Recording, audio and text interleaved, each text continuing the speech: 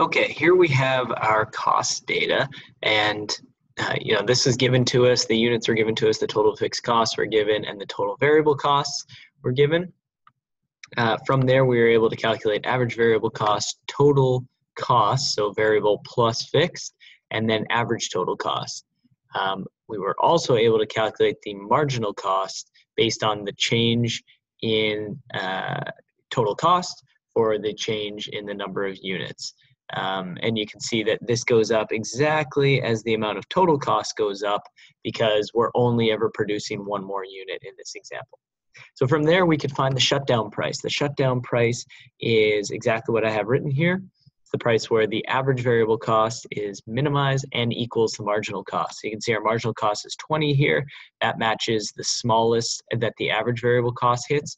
In other words, that's called the shutdown price because if your marginal cost or if your price is not even reaching the average variable cost, you can't even pay your workers or cover the variable costs that go into making the product. So we have to be above that. And that's where the supply curve comes in. The supply curve matches the marginal cost curve above the shutdown price. I'll say that again. The supply curve matches the marginal cost curve once we're above the shutdown price. So all of these data points here matching with all of these units here create our supply curve. I've also highlighted the break-even point. The break-even price is where our price matches the average total cost. In other words, we're not making economic profit, but we're not making economic loss. So our price matches our costs. You can see that's at a cost of $27. So our marginal cost matches our minimum average total cost. So now we're asked to find the equilibrium price. The equilibrium price, and we're given a demand curve where the quantity equals 1820 minus 10p. So that's a demand curve because the quantity depends on the price. However, we always graph quantity on the x-axis and price on the y-axis. We're looking for the equilibrium price. We need to know where our supply curve intersects with our quantity curve. So what I've done is I have pulled, remember we said from the shutdown price upwards on our marginal cost curve, that is our supply curve. So I've just copied this quantities 5 till 11 and price is 20 to 35. I've just copied those down here because these are our X and Y that will determine our supply curve for just one firm, right? So if we make 5, if we're charging 20 for our price, we'll make 5. If we charge 21, we'll make 6. And you can see it jumps here. If we're charging 27, we'll make 9. Charging 32, we'll make 10, etc. That is a supply curve, right? At what price, given the price point, how many will your company sell and produce? Now, if we were to graph this on its own, that would be great, but that's based on, again, just one firm. The question also says it's a perfectly competitive market and there's 150 identical firms, which I've highlighted here. So what we need to do is we need to basically just multiply the quantities by 150. So one firm is going to make 5. That means 150 firms are going to make 150 times 5. So I've done that in this column here. You can see the quantities, instead of ranging from 5 to 11, they now range from 750 to 1650. And you can see the formula I have there. It's just the quantity times 150. I've perfectly copied the marginal cost or the prices here to go in this supply column, because again, we know that the supply curve is going to be made up of the quantities we make at different price levels. So these are the price levels for the supply curve, and I've labeled this supply. That's just a straight copy from the chart.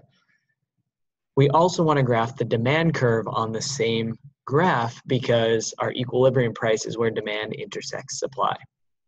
So what I've done is I've taken the demand curve that was given, Q equals 1820 minus 10p, and I've rearranged that in a sense so that price is on its own. So if you rearrange that, you'll get price equals 18,182 minus Q divided by 10. And you can check this with algebra, right? That's just going to be the new formula. So what I've done is I've used that formula right in this column here for demand. And you can see, maybe I'll actually rearrange this. So it's going to be 1820 minus Q, and then it's all over 10. Right? If I move the 10p to the left side of the equation, the Q to the right side, and divide by 10, that's what the equation is going to look like in terms of P. So I've done that here to basically create my demand prices based on these different quantities. Because I know my supply curve is made up of these quantities, so I want the demand prices at the same levels. So you can see what I've done for the formula. I've literally plugged in here 1820 minus that quantity divided by 10. Exactly what we did here to show the algebra of rearranging that equation. Once we have this, we could look in the table and see where demand matches supply, and you can see that's here at a quantity level of 1500. The price we'll be able to sell them at is 32, and the price in the market demanded will be 32 as well. So that is going to be our equilibrium price, $32. Now the quantity is 1500, so that's over 150 firms, so that will be 10 items produced per firm. If you wanted a graphical representation in Excel, you can highlight all of this. Make sure we want quantity on the X, so I've placed that first. Highlight them, click this little icon, select charts. We want a line chart, that's probably the best way. And there you can see it. You can see our demand curve is the blue one sloping down, and our supply curve is the orange one sloping up. The demand curve is perfectly linear. In this case, our supply curve actually curves a little bit, but you can see where it's intersecting right here at 1500 and value 32. If you actually hover over that, it'll even point to it there.